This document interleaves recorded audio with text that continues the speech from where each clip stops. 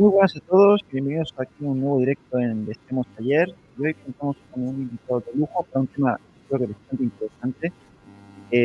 Como podéis ver en pantalla tenemos a Santiago Armetilla, psicólogo y economista, investigador del libro The Kenyon University Institute, de la Fundación de Investigadores Marxistas, Investigaciones Marxistas y de la Red Española de Estudios de Desarrollo, militante del Partido Comunista de España, y ha publicado varios libros: Trabajo, Utilidad y Verdad, El marxismo y la cuestión nacional, La vuelta al revés del Marx, el materialismo político, entretejiendo a Karl Marx y Gustavo Bueno.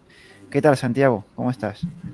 Pues nada, estupendamente. Muchas gracias por invitarme a tu canal. Y un pequeño matiz, yo llevo siendo, yo me di de baja del Partido Comunista de España en 2017, por lo cual llevo 5 años fuera del partido. Pero bueno, aparte de eso, Pues lo, todo si- perfecto. pues lo siento, entonces esa parte la habré cogido ahí desactualizada. Pues ya está. Muchas gracias por la corrección. Mm. Bueno, he traído aquí a Santiago porque me pareció muy interesante. No sé si la gente del público lo ha escuchado o si no, o lo ha visto por YouTube, su intervención en Hispanismo Cartagena, en el que, bueno, Santiago defendía, que la historia era, pues, se podía utilizar como arma de geopolítica para influir en los diferentes países y tratar de subordinar unos a otros. Entonces yo creo que Santiago, para empezar un poco, para sentar las bases, un poco también, un poco por mí, cuando hablamos de geopolítica, ¿de qué estamos hablando? ¿Qué es la geopolítica? Bueno, si tuviera que dar una definición aséptica de lo que es la geopolítica, te diría que es una rama de las ciencias políticas, o mejor, una rama de la politología dedicada a estudiar el poder en referencia al territorio, a la gestión del territorio, sea este emergido o submarino. Es decir, es básicamente el estudio de las relaciones de poder entre estados, particularmente, pero no solo, también entre clases sociales, entre imperios, que en el fondo son una unidad política mayor que los estados, y la forma en que esas dialécticas de poder se dan en lo que respecta al poder territorial. Al poder territorial y al control de recursos, patrimonio, población, eh, fronteras, etcétera. Y digamos que eso Ujú. es básicamente la geopolítica. No es una disciplina del conocimiento eh, con mucha historia realmente. Empezó a gestarse en el siglo XIX, a finales del siglo XIX. Pero sí es verdad que de alguna manera en el pasado se pueden observar eh, planes y programas o estrategias y tácticas por parte de muchos estados y muchos imperios en la historia, cuya acción se ha basado básicamente en eso, en el control de los recursos del patrimonio de la población de un territorio determinado. Es decir, que aunque la disciplina como tal no se ha organizado hasta la edad contemporánea, toda la historia de las sociedades políticas que han existido, tanto las preestatales como las actuales, estatales, se han basado, han tenido como premisa el control de un territorio. Y eso es básicamente Ujú. la geopolítica. Ujú. Entonces, en este ámbito, ¿cómo puede ser, yo para ir directamente un poco más al grano, la historia en ese sentido? Pues yo puedo entender la propaganda. Por ejemplo, la leyenda negra puede ser una propaganda para tratar de desprestigiar un imperio, tratar de, como no puedo vencerlo otra vez militarmente, voy a vencerlo a través de la propaganda, de la ideología. Pero aquí, la historia, ¿cómo entraría como esa arma geopolítica? Bueno, esta pregunta que me haces, me alegro mucho que me la hagas, porque en referencia a lo que ocurrió en Cartagena, cuando Ujú. Sergio, el tío blancoetero, me preguntó si yo haría una leyenda negra contra el Imperio Británico, mi respuesta se tergiversó mucho y se sacó de contexto por parte pues, de adversarios o enemigos míos ideológicos. Eh, yo he de aclarar que con respecto al Imperio Británico no hace falta, política ideológicamente hablando, hacer una leyenda negra. Basta con decir la verdad de lo que hicieron en la historia, pero tener unos planes y programas políticos y geopolíticos en esa dirección, en la dirección de decir la verdad de lo que hicieron en la historia, para contrarrestar la leyenda negra que ellos han creado contra nosotros, contra el Imperio Español, contra España. Ujú. Pero lo que ocurre, lo que yo quise explicar en aquel momento y no fue posible, pero la entrevista que me estás haciendo sirve para ello, es que todos los estados, todos los gobiernos, en sus planes y programas históricos, sean del signo ideológico que sea, han utilizado la propaganda y no solo la mentira, sino la verdad tergiversada para poder desarrollar una acción política contra otro Estado, contra otro poder. Y muchas veces la tergiversación de la historia o de la propia acción política coyuntural del presente, mediante la propaganda, es decir, exagerar un rasgo determinado, ocultar los rasgos positivos, ponderar aún más y aumentar los rasgos supuestamente negativos o incluso inventárselos, ha sido una táctica que se ha utilizado siempre. Si tú has leído el libro de Imperiofobia y Leyenda Negra de María Elvira Rocabarea, verás cómo ella habla que esa táctica ya lo empezaron a hacer las élites de las polis griegas, que fueron conquistadas por los romanos en el momento en que el imperio se extendió hacia el Egeo. Pero es que eso lo han hecho los rusos y contra los rusos, eso lo han hecho los británicos y lo han hecho contra los británicos, eso lo ha hecho Estados Unidos y lo han hecho contra los Estados Unidos, eso lo ha hecho la Unión Soviética, lo han hecho contra la Unión Soviética, y eso lo hace China y lo hacen contra la República Popular China. Con lo cual es el pan nuestro de cada día de la política. Y además incide en la geopolítica. ¿Por qué? Porque una forma de evitar que un Estado o pueda configurarse como potencia frente a ti es generar una propaganda basada en la verdad, en la mentira o en la tergiversación de la verdad, es decir, en la apariencia, en el camuflaje de la verdad, que no es exactamente una mentira, que es otro tipo de cosa. Es otro tipo de cosa que además incluso puede ser peor que la mentira. Lo han utilizado siempre y prácticamente siempre lo utilizarán, porque la política es así. Pero ¿cómo influye esto en la geopolítica? Minando y tergiversando y señalando solo lo negativo de la historia de una nación por parte de otra que tiene más recursos para hacerlo, sean públicos o privados, porque también las empresas privadas obedecen a unos planes y programas políticos, aunque sea de manera indicativa, siempre y cuando los intereses de esa empresa privada y el poder político vayan en la misma dirección, no en todo, pero en gran medida sí, pues cuando todo eso converge, pues evidentemente que cuando un país, un Estado tiene los medios necesarios para hacerlo, puede minar mediante la tergiversación de la historia o mediante la propaganda a otro Estado rival en algunos ámbitos. Y esos ámbitos suelen ser geopolíticos y geoeconómicos. Mercados, gestión de recursos, acceso a terceros estados a la hora de realizar acuerdos bilaterales, política exterior, relaciones internacionales, minar la influencia internacional incluso dentro de un espacio postimperial, cosa que yo creo que, por ejemplo, que con la leyenda negra contra España se ha hecho por parte de otros estados. Cuando Francia mina España con la leyenda negra, eso le permite llegar a Hispanoamérica de una manera mucho más segura para los intereses geopolíticos que tengan. Y no es porque la gente que trabaja para esos poderes sean malas personas. Es porque el poder es así. El poder funciona de esa manera. Es lo que Marcelo Gullo llama la subordinación ideológico-cultural, que es una suerte, pues como dirían en politología, poder blando. Está el poder duro y el poder blando. El poder duro tiene que ver con la industria militar, la tecnociencia dirigida precisamente a estas cuestiones bélicas, y el poder blando tiene que ver con cuestiones socioculturales, sociológicas, etc. Es decir, incluso tú puedes producir cine, música, televisión, producción audiovisual o documentales encaminados a minar la imagen y el prestigio de un tercer estado porque a ti te interese respecto a tus planes y programas. Y evidentemente eso influye también a la hora de adquirir recursos, bien sea por acuerdos o bien sea por poder duro, por invasión. Es decir, que un jefe de Estado que se plantee levantar a su país, en muchas ocasiones, y dependiendo de las circunstancias, podrá usar la verdad, la mentira o la apariencia para minar la imagen y el prestigio de un tercer Estado a la hora de desarrollar planes y programas que vayan en su propio interés y contra un tercero. Por tanto, yo lo que intenté en Cartagena es explicar lo que es la realpolitik. La realpolitik ha existido siempre, es decir, y que muchas veces, no sé si has oído esta frase de la dialéctica hace extraños compañeros de cama. El cardenal Richelieu, católico, en la época del absolutismo francés, no tuvo ningún reparo en aliarse con los protestantes y con los musulmanes otomanos contra España. ¿Por qué? Por cuestión de razón de Estado, por cuestión de realpolitik. Y creo que uno de los problemas que ocurren en España, y esto es transversal a todas las ideologías, es que la Realpolitik, el análisis del mundo desde una concepción de la Realpolitik brilla, por desgracia, por su ausencia.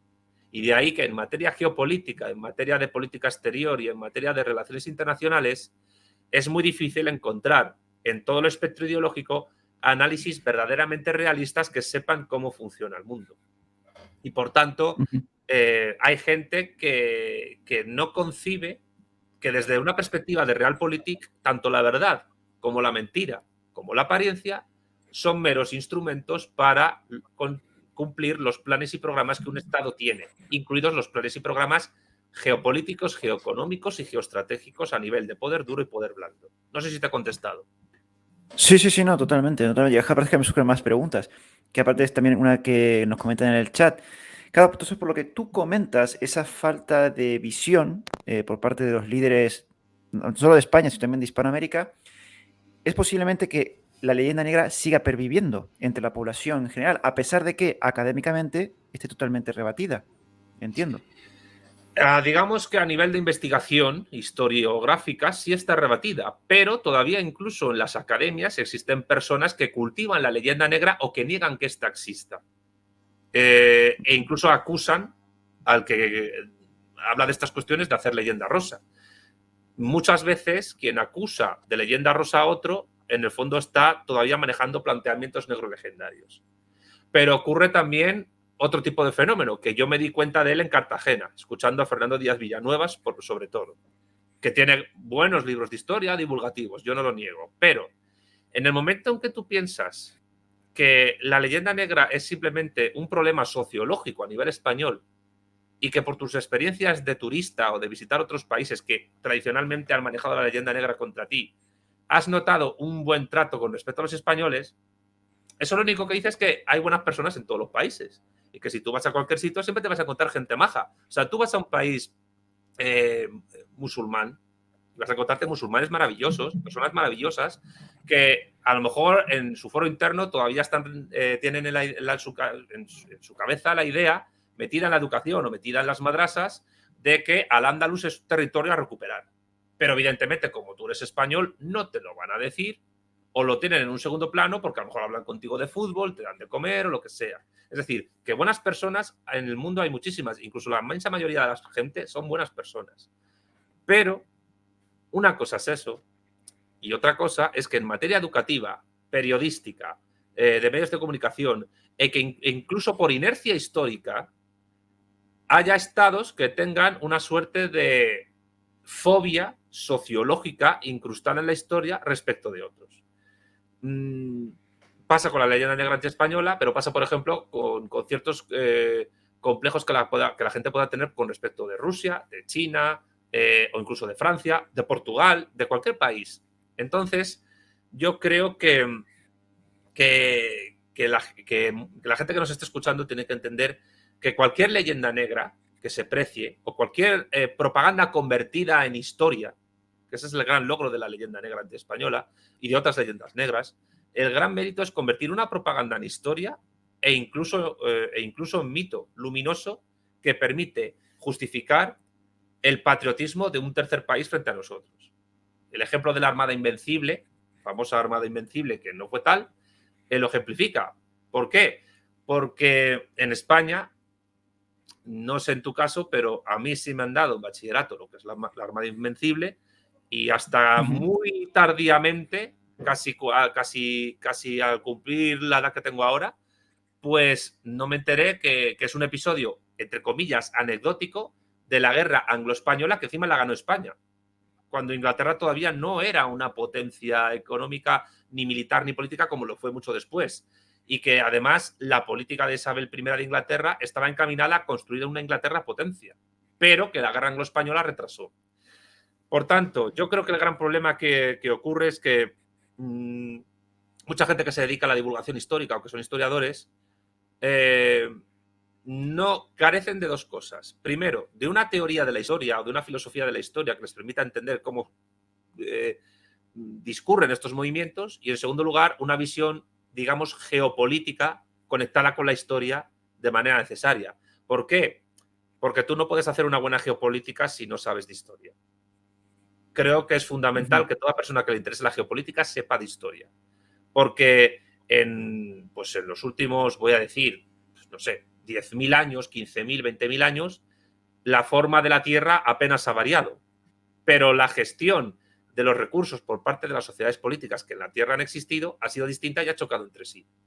Así que yo invito a la gente que le interese la geopolítica a que estudie historia e invito a los historiadores a que estudien geopolítica, porque eso les daría una perspectiva mucho más realista del mundo de la que puedan tener ahora, porque la historia no es una ciencia. Y excuso decir que también les recomiendo tener una teoría de la historia, una filosofía de la historia coherente.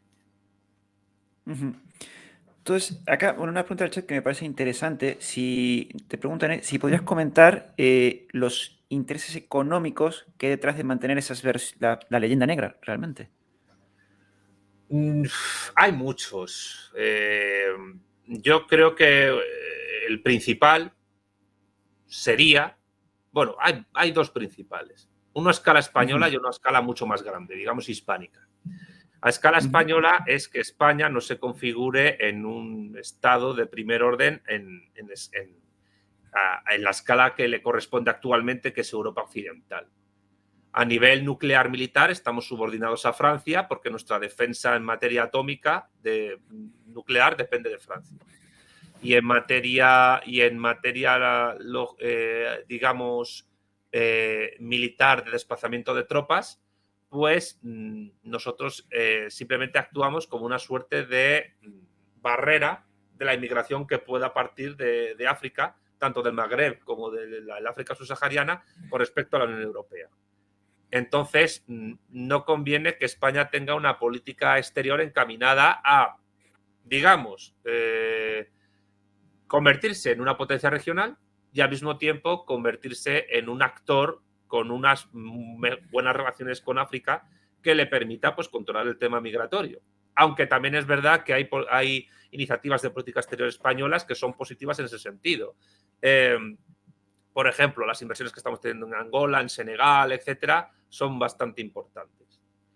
Y luego la otra, que yo creo que es más importante, es una escala que sobrepasa los límites de lo que hoy llamamos España, y es que mientras esa leyenda negra esté activa y viva en la superestructura de los estados que surgieron de la balcanización del Imperio Español, y mientras esté vigente para justificar el poder de las clases dominantes hegemónicas en estas naciones políticas, el mundo anglosajón y otras plataformas geopolíticas yo creo que estarán tranquilas para evitar que una especie de monstruo al que temen pueda recuperarse. Evidentemente no se recuperaría como lo que fue, porque el pasado nunca vuelve.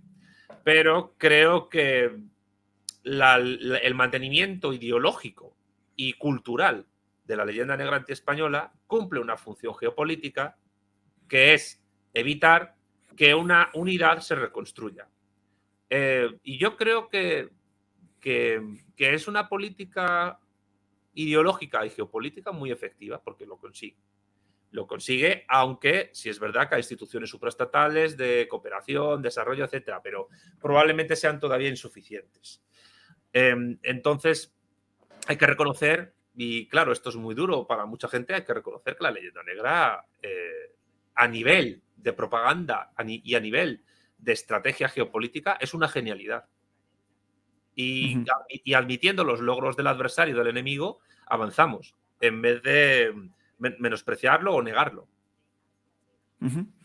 Claro, acá entraría, entiendo lo que tú dices, por ejemplo, todo el movimiento indigenista que hay en América. Me imagino que está, creo que tú mismo lo has dicho en el Hispanismo Cartagena, que el movimiento araucano en la Patagonia, en el sur de Chile, su sede está en Londres. No está exactamente en Londres, está en otra ciudad de Inglaterra, pero está en otra ciudad. Y lo que hay es la sede de una ONG mapuchista, por así decirlo. Pero lo que está claro es que, por ejemplo, si tú visitas el canal de BBC Mundo en español en YouTube, verás que hay un vídeo con bastantes visitas, más de 1 millón la última vez que lo vi, que una periodista hispana que trabaja para la BBC, explica por qué el Imperio Español se balcanizó y por qué el portugués no. Y evidentemente hace un análisis en base a la gestión supuestamente desastrosa del Imperio Español y la supuestamente exitosa del Imperio Portugués. Puede que haya partes de verdad en esa exposición, pero claro, se salta la cuestión de la dialéctica de estados y de imperios, es decir, la cuestión externa a la gestión de esas sociedades políticas y por qué esa presión externa actuó para que se balcanizaran. La Casa de Braganza, cuando Napoleón invadió la península ibérica, fue escoltada por barcos ingleses desde Lisboa a Río de Janeiro y convirtió la colonia en metrópoli. Eso fue la base que sirvió para salvar la unidad de Brasil. Sin embargo, lo opuesto no ocurrió en el caso hispano, en el caso español, mejor dicho. Y por eso, en el caso hispano, o mejor dicho español, pues se produjo una balcanización. También es verdad que era un territorio muchísimo más vasto, porque prácticamente iba desde Canadá o incluso desde el sur de Alaska hasta Tierra de Fuego. Y implicaba y gestionar algo así en el momento en que el Imperio Británico estaba creciendo y desarrollando la revolución industrial, la primera revolución industrial, era difícil porque no existía la tecnología burocrática de comunicaciones para poder mantener eso unido, seguramente. Y aparte que había un asedio tremendo, tanto de Francia como sobre todo de Inglaterra, del Imperio Británico. Entonces, claro, cuando ves ese vídeo por parte de la BBC, omiten esa parte, que es la parte precisamente geopolítica. Y analizando ese vídeo, si tú eres una persona que le gusta la historia, verás que que el problema de ese vídeo es lo que falta, lo que no se cuenta.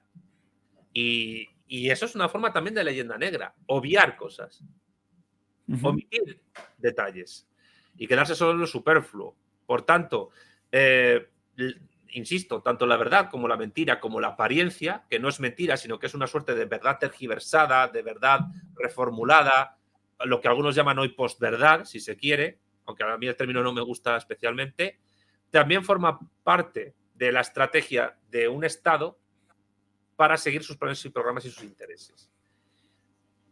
Básicamente. Claro, quería terminar porque aparte está todo el tema del indigenismo, aquí en España están esos regionalismos y además, como comentan también en el chat, esa visión por parte de la población española de que mira solo hacia Europa, olvidándose de Hispanoamérica, como que en Europa todavía como que sigue vigente esa frase de que España es el problema y Europa es la solución. Esto también realmente se debe por la leyenda negra, pero ¿esto por qué no se trata de cambiar esta visión? O sea, ¿qué le puede interesar a un político a escala nacional mantener esta visión? Bueno, ahí entran muchísimos factores, a mi juicio. Es decir, desde que el propio político sea imbécil y lo único que le interesa. Claro, es que creo que también hay que tener en cuenta esto. Es que es una desgracia que un idiota tenga poder. Y a veces es peor que un idiota tenga poder a que lo tenga una mala persona. Porque el idiota puede hacer mucho más daño. Y hay gente que es idiota y tiene mucho poder político y tiene influencia social. Idiota no lo digo como insulto, lo digo en el sentido etimológico de los griegos. El idions, el que se ocupaba de lo propio, el que pasaba de la cuestión política o incluso la malinterpretaba, ¿no? la tergiversaba. Hay mucha gente así. Pero yo creo que también hay otro factor, y es que el egoísmo de muchos políticos que lo único que ven en el poder y en el ejercicio del poder y de la gestión pública es una vía para poder adquirir en el futuro una buena pensión, pues evidentemente, ¿qué más le da dirigir la política española hacia un lado o hacia otro? Lo único que les importa es el interés inmediato, conservar su escaño durante 4 años, conservar su puesto en el gobierno durante 4 años y luego pues tener un retiro que el común de los mortales de nuestros compatriotas ni pueden ni van a soñar jamás. Y a veces eso es lo que motiva precisamente a una persona que está en esa situación de poder. Y luego también está la inercia, ¿no? Es decir, tú fíjate esa frase que es de Ortega y Gasset, España es el problema y Europa la solución, que el propio Ortega y Gasset al final de su vida se la autocriticó un poco. Tú fíjate todo lo que conlleva a nivel geopolítico e histórico. Implica que que como dijo María, como relata, como analiza María Elvira en su otro libro, Fracasología, que a mí incluso me parece más radical en sus planteamientos que Imperiofobia, España ha mirado más a Francia y por tanto más a Europa y ha tratado de encajar en ese canon europeo occidental, que se llama Occidente, más que en el canon que ella misma intentó construir, a nivel de lo que yo llamo la modernidad alternativa, que fue derrotada con la caída del Imperio Español y en parte con la caída del Imperio Portugués también. Esa modernidad alternativa que fue derrotada es obviada o mirada de mala manera por buena parte de los españoles, incluso por su clase, por los políticos y por gente muy influyente, incluso por gente con mucho poder y dinero. Y prefieren mirar a París, prefieren mirar a Londres, prefieren mirar a Berlín o prefieren mirar a Washington. Y lo hacen porque creen que así encajarán en ese canon hegemónico de esa modernidad realmente existente que triunfó. El uso de las palabras, el uso de los términos también tiene una razón geopolítica.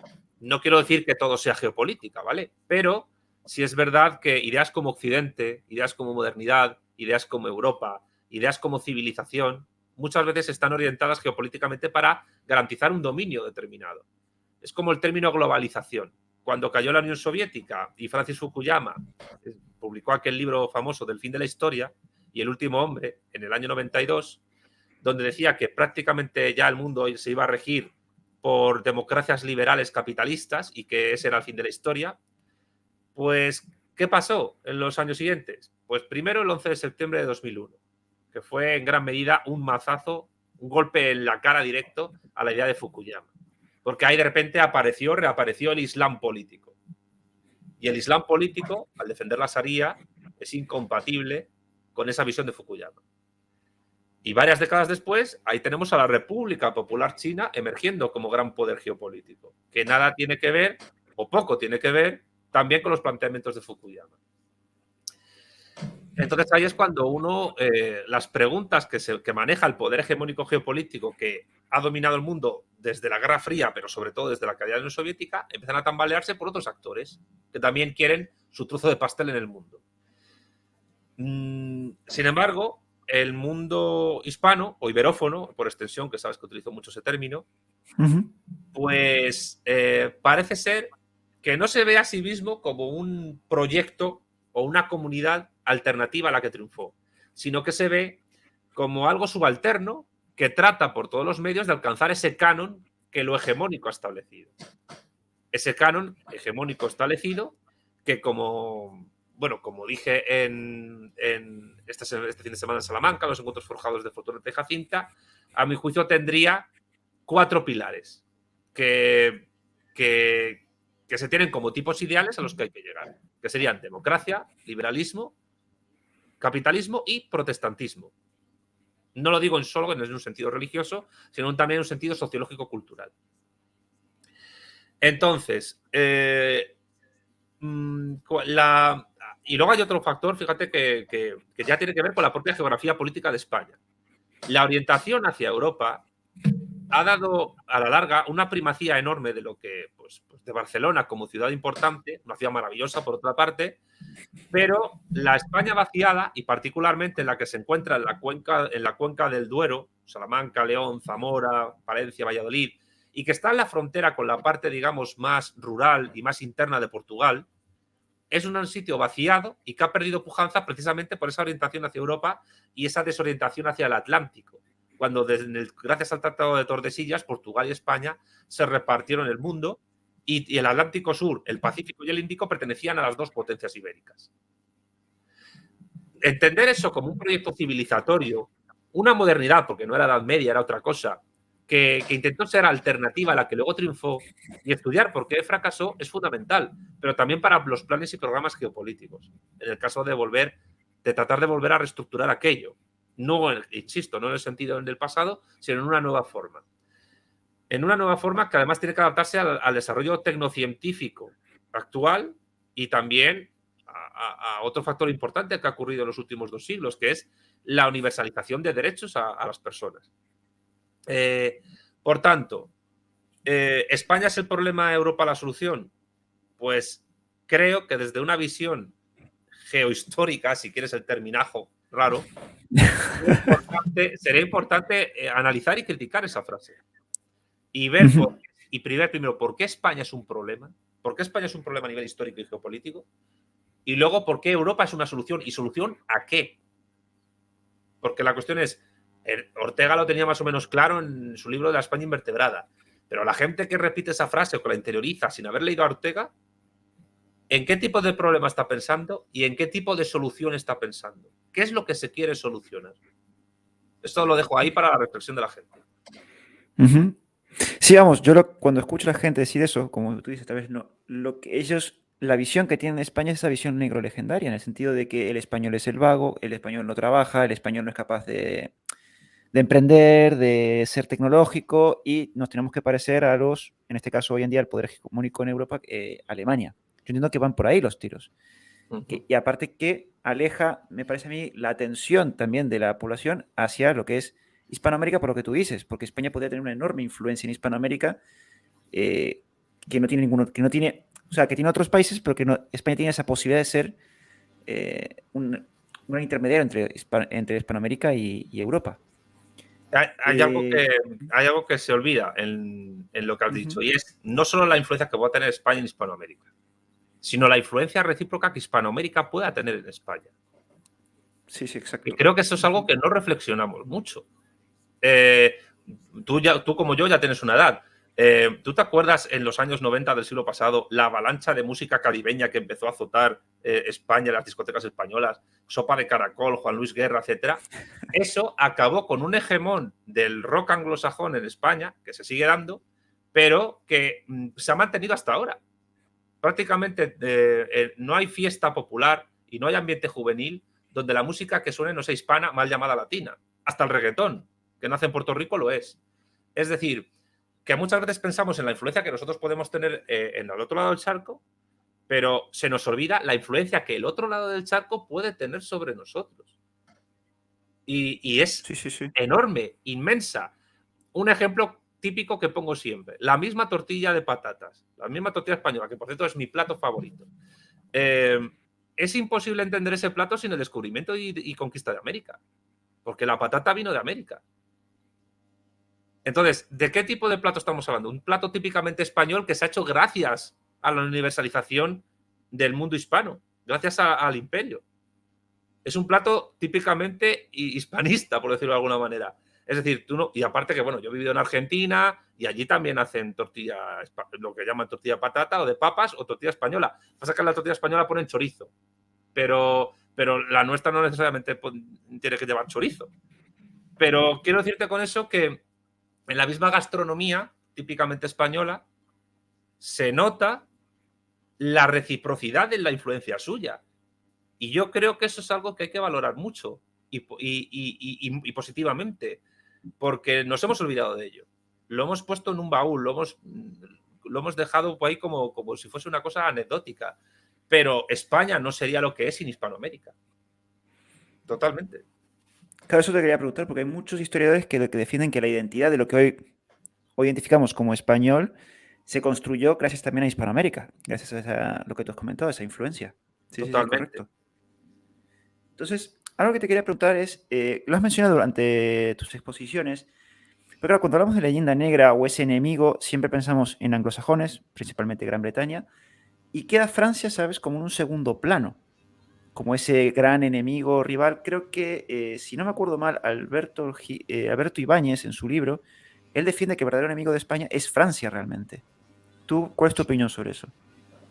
Yo creo que hay que ver a Francia y a Inglaterra como una dupla, pero una dupla que también ha tenido sus fricciones. Es decir, los anglos invadieron las costas de Francia en la Edad Media y Normandía invadió Inglaterra en la Edad Media y la clase noble anglosajona tuvo una influencia normanda francesa enorme, hasta el punto que esa influencia asentó la enorme disparidad y separación que hay entre las clases dirigentes inglesas y el resto de la población. Los latinajos del idioma inglés fueron introducidos por los normandos. Y digamos que eso ha permitido a la nobleza y a la burguesía anglosajonas, británicas, mantener una gran distancia con el resto de la población, del resto del pueblo. Eso siempre ha sido así. Y el origen está ahí. Y evidentemente ellos han tenido sus guerras en Norteamérica, en el mar, etc. Claro, pero actualmente Francia tiene su propio proyecto, digamos, geopolítico, la francofonía, tienen muy buenos diplomáticos, tienen una política exterior muy inteligente a la hora de, por ejemplo, de convertir su debilidad respecto a terceros en una gran fortaleza. Por cierto, detalle curioso que vi la semana pasada. Francia, si juntamos su extensión territorial física con su extensión marítima, es la potencia más extensa de la Tierra. No sé si lo sabías. Es decir, no, para nada. Estoy hablando de control marítimo, por ejemplo, en el Pacífico, lo que es la Polinesia, territorios y mares en Oceanía, en el Índico, por ejemplo, en varias islas alrededor de Madagascar, en el Caribe todavía conserva pues algunas plazas, Mayotte, etcétera, Guadalupe. Bueno, luego está la Guayana Francesa, que es una región de pleno derecho de Francia, donde además pues, tiene su sede la lanzadera de cohetes de la Agencia Espacial Europea. Y luego también tiene todavía algún territorio en el Atlántico. Sumado todo eso, Francia tiene más extensión territorial que otras potencias, que tienen incluso más territorio emergido. Pero, y aparte que es la tercera potencia nuclear del mundo, o la cuarta. No, el número de unidades nucleares es la tercera, después de Rusia y de Estados Unidos. Y además es el tercer estado que más bombas nucleares ha explotado en la historia. La mayoría, evidentemente, en tiempos de paz, en el famoso atolón de Mururoa, pero tienen muchas bombas atómicas, bastante más que el Reino Unido. Pero en cierto sentido, y creo que esto se ha visto con el AUKUS pues, y con el AUKUS en tanto que respuesta a las negociaciones que tenía Francia con Australia, que se fueron al traste precisamente porque a Estados Unidos le interesa tener de aliada a Australia frente a China.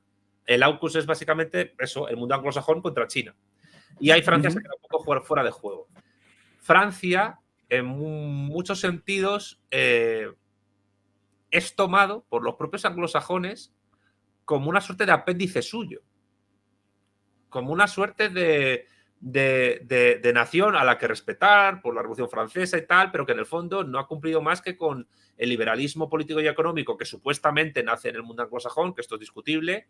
Yo soy de los que dice que el liberalismo nació en España, en las Cortes de Cádiz, pero que los que se llaman liberales actualmente poco tienen que ver con ellos, porque beben más de esa tradición Whig anglosajona que de la propiamente española. Pero Francia no ha conseguido, al revés que el mundo anglosajón, en construir una plataforma geopolítica, geocultural intercontinental, como se han hecho ellos o como incluso hemos mantenido nosotros, los hispanos o iberófonos, si sumamos Brasil, etcétera. O los rusos, o los chinos, o el mundo islámico. De hecho, fíjate, hasta tal punto es así que en el Magreb, de pasado imperial francés, lo islámico y lo árabe, incluso el idioma árabe, prima sobre la herencia francesa, que tampoco la niego, es decir, no hay que negarla. No es lo mismo Túnez y Argelia que Somalia, pero digamos que el Islam y su potencia, porque la tiene, sobrepasa y vence a la grandeur de la France, al laicismo de la Francia. Entonces, dicho todo esto, para enmarcar geopolítica históricamente el asunto, porque veo que te gusta el asunto, el tema es que Francia nos ha hecho daño. Sí, la Guerra de Independencia fue nefasta y devastadora para el Imperio Español, pero cuidado, las tropas británicas que fueron supuestamente a defendernos, a combatir contra los franceses, también nos hizo daño. Y también destruyó ciudades y también se llevó patrimonio histórico. Es decir, aquello fue un choque de placas tectónicas. El Imperio francés en ascenso, que duró poco porque Napoleón fue derrotado definitivamente en Waterloo por los británicos, y eso fue el punto necesario para ellos para convertirse en el hegemón prácticamente indiscutido durante buena parte del siglo XIX, y luego evidentemente los británicos y el Imperio Español, que acabó derrotado. Y el portugués, que también acabó perdiendo Brasil. Entonces, ¿quién es más enemigo? Yo creo que hay que ver la escala a la que se han movido ambos países con respecto a España, con respecto al resto del mundo. Francia e Inglaterra. Yo creo que Inglaterra, en gran medida, Francia puede habernos hecho mucho daño en muchas cuestiones, pero Inglaterra es algo así como nuestra némesis. Inglaterra siempre ha querido ser lo que hemos sido nosotros. Y en algún momento de su historia, ya en el siglo XIX, ya con varias revoluciones industriales en desarrollo, lo consiguieron, por lo menos a nivel de extensión territorial, pero les duró muy poco. El Imperio Español, que también es verdad que no tuvo un territorio continuo de hegemonía, pero que duró 3 siglos en su expansión y en su articulación, es mucho más tiempo que los 70, 80 años de gran esplendor que tuvo el Imperio Británico, que ya empezó a ser contestado a finales del siglo XIX por una Alemania unificada, por unos Estados Unidos reconstruidos después de la Guerra de Secesión y por otras potencias. ¿Cómo acabó la Segunda Guerra Mundial? La Guerra Fría, que supuso el ascenso de la Rusia soviética y de Estados Unidos, implicó el canto del cisne histórico del Imperio Británico tal y como lo conocimos en la historia, lo que no implica que no sigan teniendo poder financiero, etcétera, y sigan teniendo muchos territorios de ultramar. Pero yo creo que a nivel histórico hay que medir las cosas un poco de par en par, de igual a igual, entre comillas. Imperio Británico, Imperio Español. El Imperio Francés tuvo sus momentos de esplendor, pero creo que ni en lo bueno ni en lo malo, si se quiere estas dos palabras, se puede equiparar en su impronta histórica a lo que fue Inglaterra o lo que fue España. Claro, porque acá, por lo que tú comentas, acá me surgen más preguntas, porque claro, siempre cuando habla de Francia, siempre, bueno, tiene la cabeza de la Ilustración, la Revolución Francesa, siempre cosas positivas de Francia. En ese sentido, la propaganda francesa funcionó bastante bien, supieron ocultar sus vergüenzas. Pero por lo que tú comentas, eso no lo supieron traducir en geopolítica, ¿no? Es lo que entiendo, ¿no? Más o menos, sé si te he entendido bien. Yo creo que el resumen, a ver, sí hay geopolítica en Francia y hábil, pero creo que han sido más hábiles en política exterior, en diplomacia, que en geopolítica efectiva, tanto en poder duro como en poder blando. Creo que Francia no puede en absoluto compararse con el mundo anglosajón, con los británicos o con los estadounidenses, no pueden, por mucho que quieran. Y última pregunta por mi parte, después pasamos a un par de preguntas en el chat. Comentando lo de China, el ascenso de China. Claro, acá históricamente España con China tiene una buena relación. Mantuvo una relación comercial durante varios siglos muy positiva. Creo que durante mucho tiempo España era la única que podía comerciar con China, si mal no recuerdo, sino que corrígeme. Y tiene muy malas relaciones con el mundo anglosajón, refiriéndome a las guerras del opio, ese tipo. Aquí puede haber para España una oportunidad geopolítica de acercamiento a China, un acercamiento comercial, para potenciarse ella misma en el marco internacional. Mira, cuando Rajoy fue en el año 2016 a Pekín a negociar con Xi Jinping la posibilidad de la apertura comercial a la franja y la ruta al territorio español, que por cierto no iba a pasar por el corredor mediterráneo, sino que iba a pasar, si no me equivoco, por Navarra y País Vasco, esa estrategia de Rajoy, que era inteligente, fue truncada por el PSOE, que es un partido establecido para asegurar lo que Marcelo llama subordinación perfecta de España a Bruselas, Estrasburgo, Berlín y Washington. Evidentemente, el Partido Popular y luego Vox en gran medida son partidos también atlantistas. Yo creo que sería un error. Tú imagínate lo que supondría para España en el futuro que un gobierno de PP-Vox, debido a esa militancia antichina, anticomunista de Vox, reconociera a Taiwán como Estado. Eso podría ser nuestra muerte geopolítica porque daría alas a China a poder reconocer Cataluña en el caso de que vuelva a haber un intento de secesión. Y uno tiene que adelantarse a los acontecimientos del futuro. Yo creo que a escala española o incluso iberófona sería muy positivo ver el auge de China como una oportunidad que nos dé a nosotros una ventana de oportunidad para reconstruirnos mientras Estados Unidos se desgasta contra ellos. Si fuésemos capaces, uno, de establecer una organización iberófona que reestructure el comercio con China a través del Pacífico, ellos con su ruta de la seda y nosotros como una suerte de, no sé si llamarlo, nuevo galeón de Manila, y al mismo tiempo nosotros fuéramos capaces de convencer a la República Popular China, que habla el idioma más hablado del mundo, el chino mandarín, casi 1.000 millones de personas, más de 1.000 millones de personas, pero difícil de aprender y de exportar, si fuésemos capaces de convencerles de que el español pueda convertirse en lengua vehicular universal también con ellos, ganaríamos mucho. Ganaríamos mucho respecto a terceros, porque tenemos los mismos enemigos. Y en esto creo que habría que incluir incluso a Rusia, que también, o sea, decir, el mundo anglosajón ha sido fundamental para configurar el mundo tal y como lo conocemos en los últimos 2 siglos. Y hay que quitarse el sombrero por cómo lo han hecho.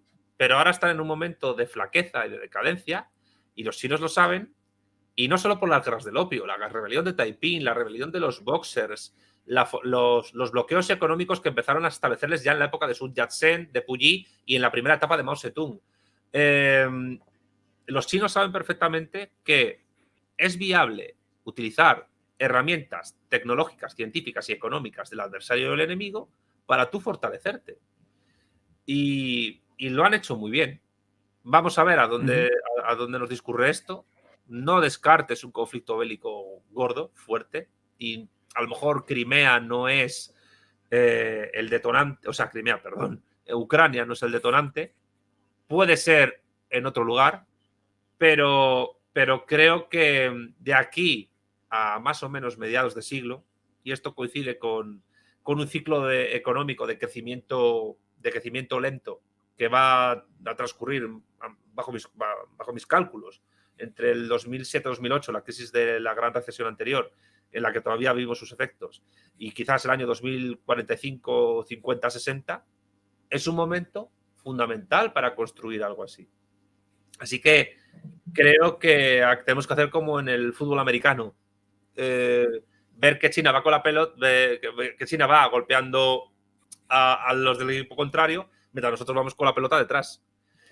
Creo que la gente tiene que aprovechar esto. Y también, fundamental, aparcar los prejuicios ideológicos y pensar en materia estratégica, en materia geopolítica y en materia de realpolitik.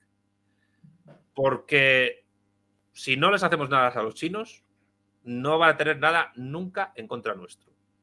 Y van a ser el nuevo hegemón sí o sí. ¿Nos beneficia? Tenemos que hacer que nos beneficie. Y solo podemos hacer que nos beneficie mediante una inteligente política interna y externa encaminada a reconstruir un poder que fue derrotado. De otra manera nueva, pero hay que hacerlo. Y aquí entiendo yo que una de esas herramientas es ese poder blando, ¿no? De la historia, empezar a utilizarla, y lo que tú hablabas de pasar a la ofensiva, entiendo. Sí, hay que pasar a la ofensiva. La mejor defensa es un buen ataque. Y entiendo que tener remilgos respecto a esta cuestión no es lo adecuado. E insisto, con decir la verdad de lo que hicieron los británicos sería suficiente, completamente suficiente, porque creo que la gente no es consciente de la forma en que el Imperio Británico se constituyó como poder en el siglo XIX y en parte del XX en multitud de territorios, y las cosas que hicieron en Australia, en Tasmania, en Canadá, en Nueva Zelanda, en la India, en Kenia, ya incluso avanzado el siglo XX, en los años 60 tenían campos de concentración. Los campos de concentración que establecieron en Sudáfrica contra los Boers de origen neerlandés, las cosas que hicieron en el Caribe, las cosas que hicieron en un montón de territorios, en Egipto, cómo ellos establecieron en gran medida que Arabia Saudí exista como Estado. Es decir, no hace falta mentir con respecto al Imperio Británico. No es necesario. Solo hay que decir la verdad. Pero esa verdad puede, y a mi juicio debe, ser utilizada para planes y programas geoestratégicos que nosotros queramos realizar. Porque no solo basta con afirmar lo positivo de uno y construir cosas positivas de uno, sino que uno tiene que señalar al otro y decirle, oye, que tú me has intentado postrar y mira lo que tienes bajo el pelo. Y aparte que también es cierto, hay debate académico en el mundo anglosajón sobre su pasado. Lo tienen, y fuerte. Lo que ocurre es que como se creen el centro del mundo en gran medida, y en algunas cosas lo son, no en todo, pues proyectan su historia al resto de territorios, al resto de imperios, al resto de poblaciones. Y todo imperio tiene cosas buenas y cosas malas. Pero la forma en que el modo de producción capitalista se estableció históricamente ha sido gracias al Imperio Británico y al estadounidense. Y hay que tener en cuenta que Estados Unidos se estableció como una sociedad basada en la esclavitud y en el racismo. En un racismo muy acendrado, que todavía existe. Transformado, pero ahí está. Y lo que no podemos tolerar es que los académicos de allí pretendan aplicar los estudios de su país a nosotros. ¿Por qué? No por una cuestión de negar la objetividad del historiador o del antropólogo, etcétera, sino por decirles, no es comparable la forma de organización imperial que tuvo España con la que habéis tenido vosotros. En absoluto. Hay muchos más puntos de desconexión que de conexión. La distinción que hace bueno entre imperio generador y depredador. Y creo que hay porque la generación o la depredación, que no es una cuestión que pueda entender un historiador al uso, sino que es una cuestión de filosofía de la historia, pero que tiene su base empírica real, creo que es básicamente una norma que estructura la política imperial de una sociedad política en tanto que imperio a lo largo de su historia. Y creo que va siendo hora, y esto tiene que ver con pasar a la ofensiva, de afirmar que no ya solo el Imperio Británico, sino que incluso Estados Unidos ha sido primariamente un imperio depredador. Y creo que estudiar lo que en el siglo XIX hicieron con los indios, lo que hicieron con los negros y luego lo que han hecho externamente en otras sociedades, da para ello. Porque generar en el sentido civilizatorio de bueno, no es poner un McDonald's o un puesto de Coca-Cola en un lugar perdido del mundo. No, porque por esa regla de 3, los británicos serían generadores solo por la expansión del fútbol. No sé si me explico. Yo creo que, que la ofensiva tiene que partir de la verdad. Pero hay que tener en cuenta que otros han utilizado la verdad, la mentira y la apariencia, la tergiversación para atacarnos a nosotros. Entonces, pensar que, y aquí viene lo polémico, que solo con la verdad se gana una batalla o se gana una guerra ideológica, política y geopolítica, es vivir fuera de la realidad. Es vivir fuera de la historia y de la realpolitik.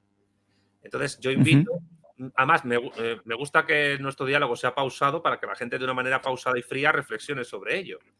Y que incluso si son si les gusta la historia, que lean sobre estas cuestiones, que lean sobre espionaje, que lean sobre inteligencia, que lean sobre cómo el mundo académico en muchas ocasiones ha estado al servicio de planes y programas políticos, tanto internos como externos. Y que una verdad mal contada puede hacer más daño que una mentira. Y esto no significa que yo lo vaya a hacer o que lo vayas a hacer tú, sino esto significa que el poder lo ha hecho siempre. El poder lo ha hecho siempre. Pero yo, claro, como soy politólogo, pues creo que tengo mi formación me permite esta perspectiva. Pero la gente que es solo historiadora, pues pues a lo mejor tiene la dificultad de ver estas cuestiones, a no ser que sean historiadores sobre inteligencia, espionaje, poder blando, etcétera. Propaganda, la historia de la propaganda. La propaganda es muy antigua, pero hay auténticos maestros de la misma. Y la propaganda se puede basar en la verdad, no solo en el engaño. Sun Tzu decía que el arte de la guerra se basa en el engaño. Pero la verdad también puede ser, como decía Lenin, decía, la mentira es revolucionaria, pero también decía, la verdad es revolucionaria. ¿Por qué? Porque aquí lo que interesa era hacer la revolución, realpolitik. Entonces, pues eso, que la gente entienda que aquí yo estoy escribiendo fenómenos históricos que han existido, existen y existirán siempre. Que en unos ocasiones, sí, por supuesto. Y en otras ocasiones, dependiendo de la coyuntura, pues pueden ser necesarios otros. Y no es nuestra moralidad ni nuestro pudor lo que decide el uso de una cosa u otra. Te pongo un ejemplo y con esto termino. Cuando los británicos mentían a los servicios de inteligencia y espionaje alemanes en la Segunda Guerra Mundial a través de la tecnología informática de la época, diciéndoles que iban a desembarcar en un sitio cuando luego desembarcaron en otro, Normandía, estaban utilizando una mentira o una media verdad. ¿Por qué? Porque había un fin, que era ganar la guerra. Eso es un ejemplo que pongo de algo que ha existido siempre, que es el uso de estas cuestiones, incluso en materia geopolítica de poder duro, es decir, guerra.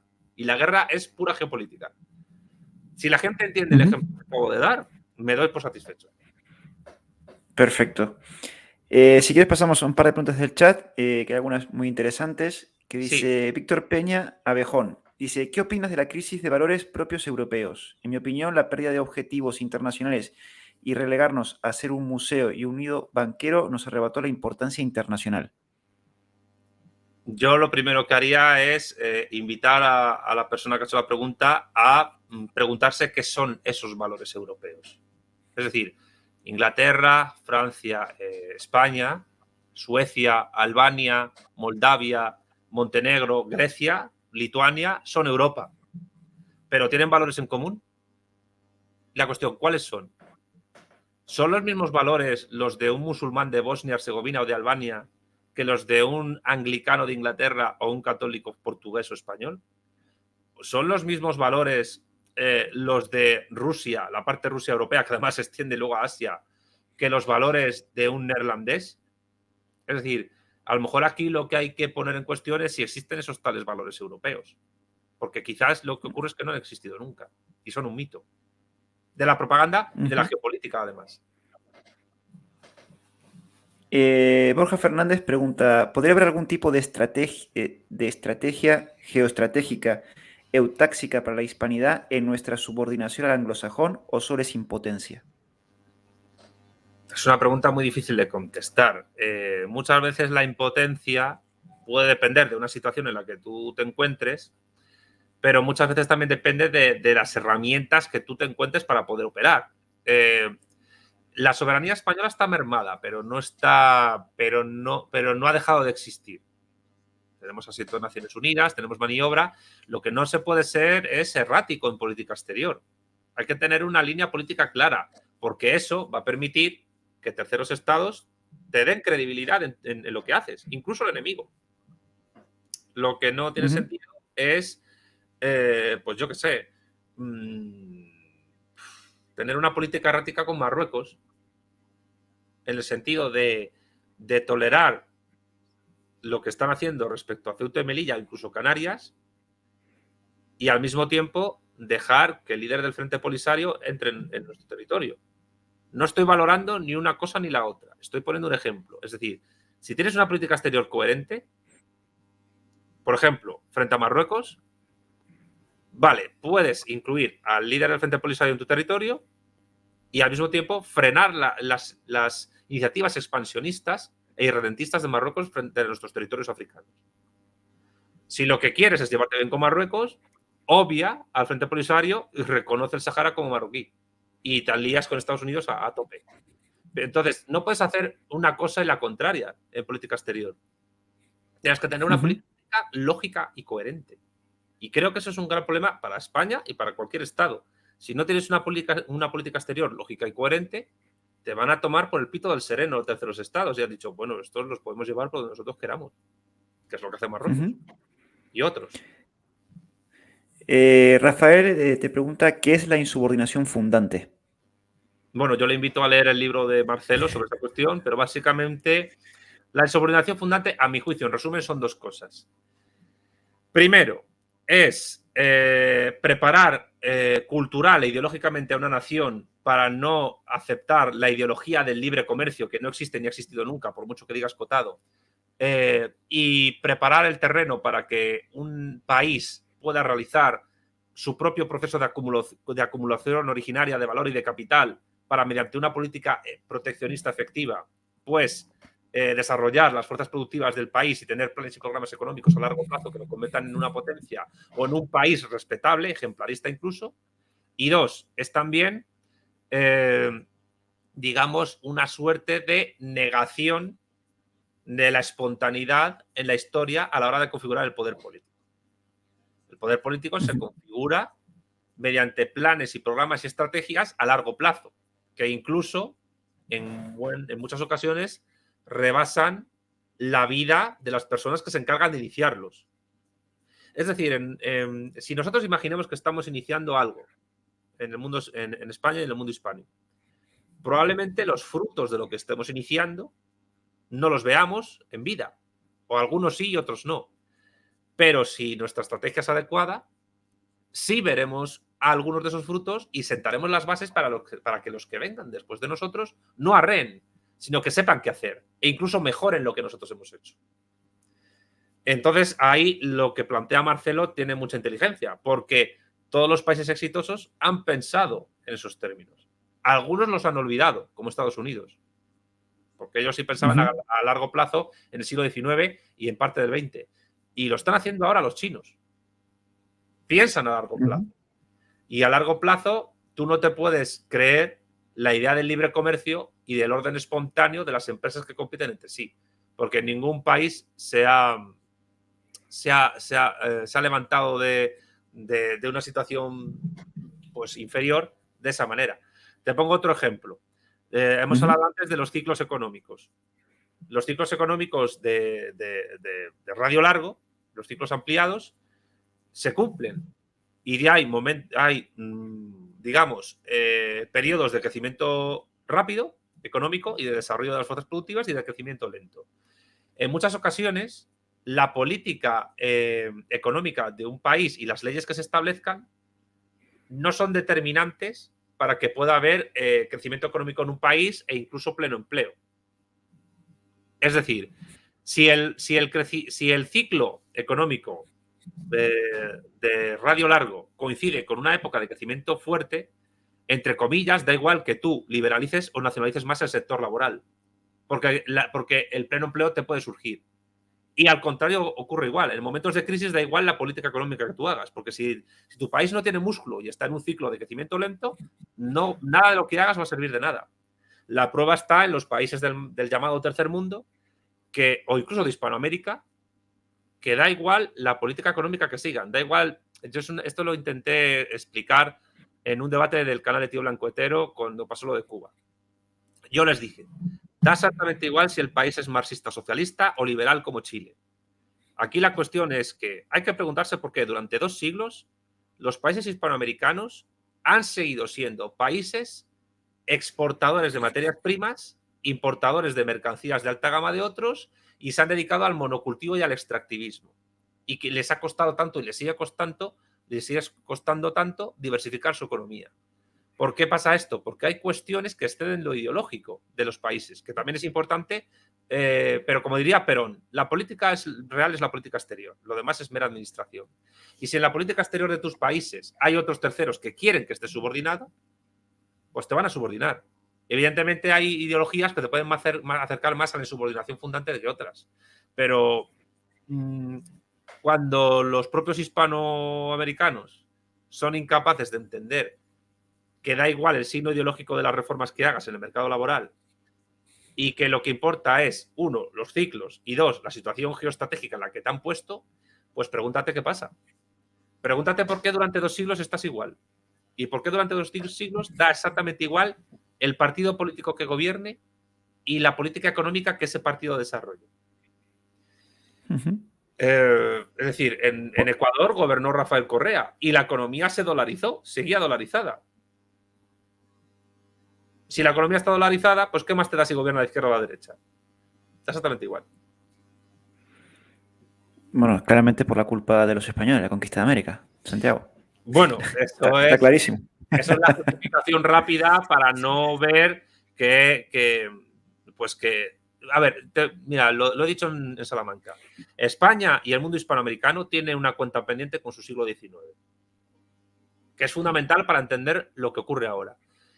Y claro, se le da mucha vuelta a lo que hizo el Imperio Español, porque el Imperio Español cayó en el siglo XIX.